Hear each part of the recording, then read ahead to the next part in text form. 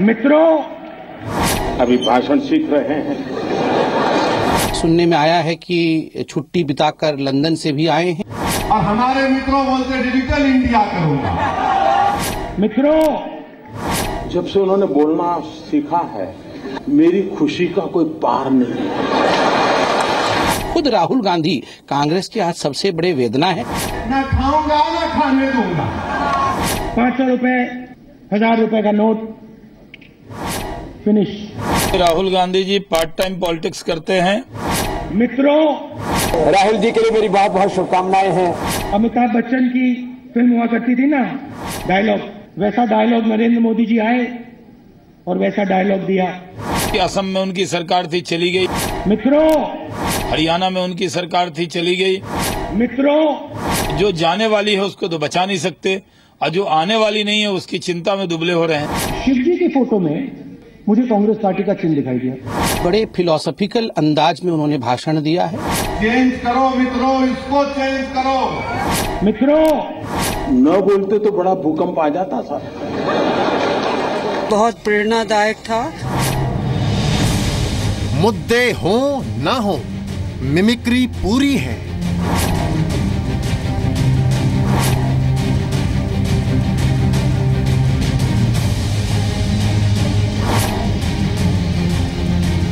मित्रों, अपने जेब में हाथ डालो। हमारे मित्रों बोलते डिजिटल इंडिया करूंगा। प्रधानमंत्री की नकल से कांग्रेस में जान डालेंगे राहुल गांधी। मेरे पीछे पड़े रहते हैं मगर मित्र है।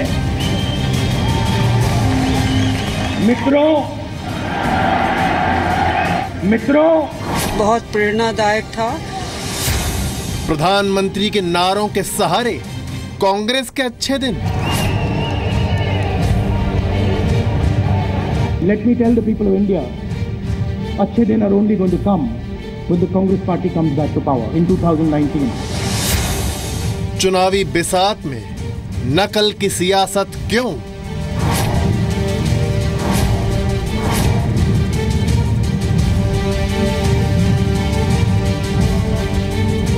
ये जो तुम्हारे जेब में 500-1000 रुपए का नोट है, अब ये कागज हो गया है, कागज।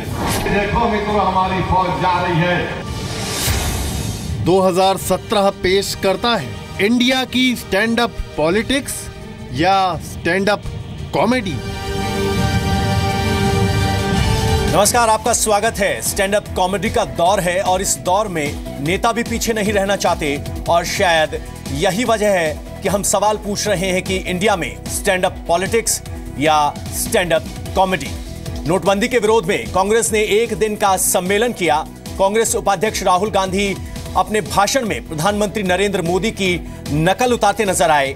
वहीं एआईएमआईएम नेता असदुद्दीन ओवैसी ने मुंबई में रैली की तो पीएम मोदी की नकल उतारकर बीजेपी ने राहुल गांधी पर हमला बोला है।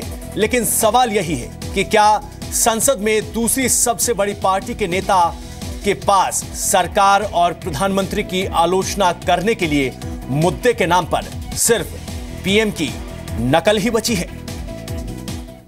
राजनीतिक क्षेत्र में जो आपके साथ कंधे से कंधा लगाकर काम कर रहे हैं, इसी देश में मतभेद होंगे, उनके बारे में ये आपका मूल्यांकन है?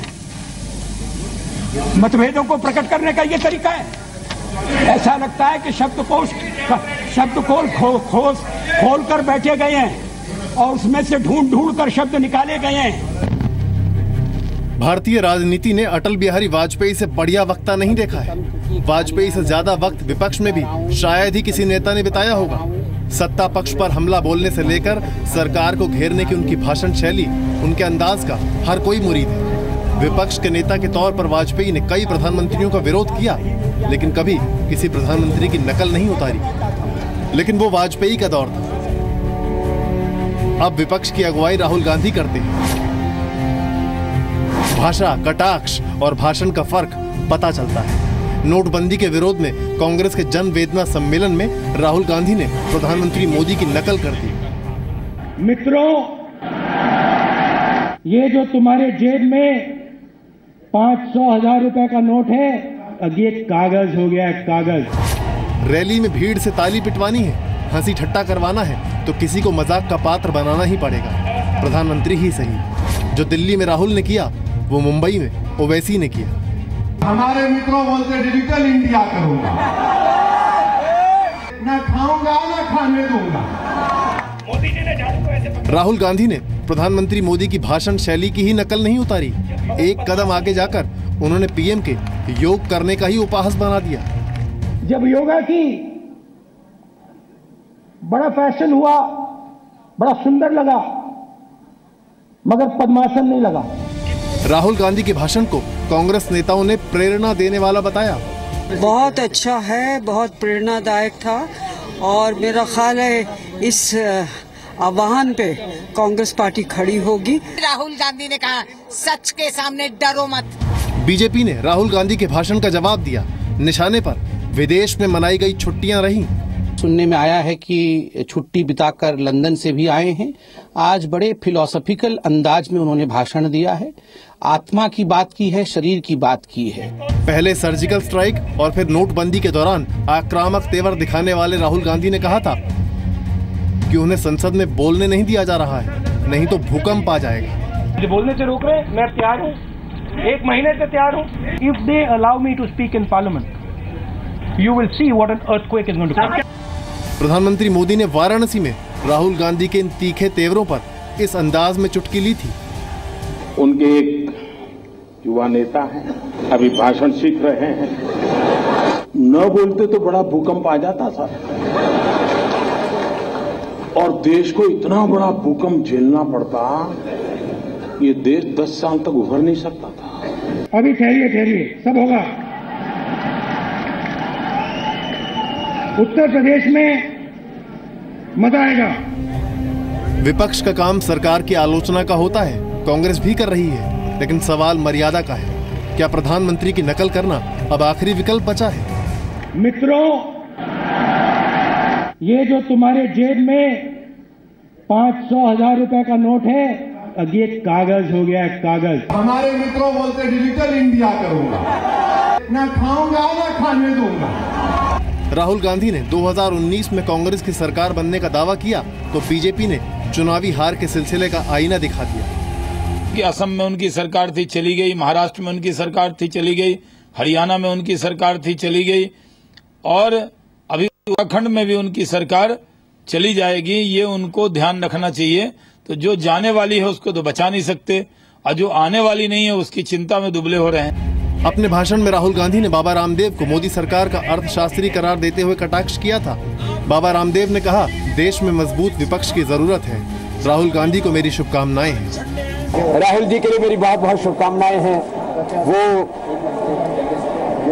पूरी मजबूती से एक मजबूत विपक्ष की भूमिका निभाएं, क्योंकि लोकतंत्र के लिए जितना सत्ता पक्ष का मजबूत होना जरूरी है, उतना ही विपक्ष का भी मजबूत होना जरूरी है। भारतीय राजनीति ने बहुत दौर देखे हैं। विपक्ष के नेता को यूएन में पाकिस्तान का जवाब देने के लिए भेजने से लेकर विपक्ष के नेता को प्रधानमंत्री की नकल करके कार्यकर्ताओं से ठहाके लगवाकर हंसाते हुए तक। मित्रों,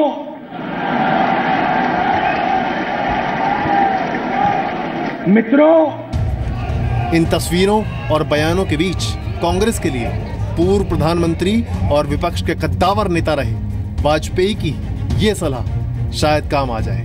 हम विजयी हुए, हमें विनम्रता है, पराजय में तो आत्म मंथन होना चाहिए। ब्यूरो रिपोर्ट, जी मीडिया।